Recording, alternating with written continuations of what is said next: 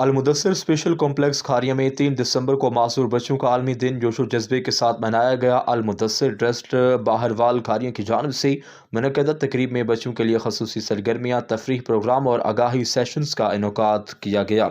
तकरीब का मकसद मासूर बच्चों के हकूक़, उनके एहतराम और बावकार ज़िंदगी के लिए सहूलियात को उजागर करना था। तकरीब से खिताब करते हुए रुकन कौमी असम्बली चौधरी मोहम्मद इलियास ने कहा कि मासूर बच्चे हमारे मुआशरे का अहम हिस्सा हैं और उनकी तालीम, सेहत और बेहतर मुस्तकबिल के लिए हुकूमती तवज्जो नागज़ीर है।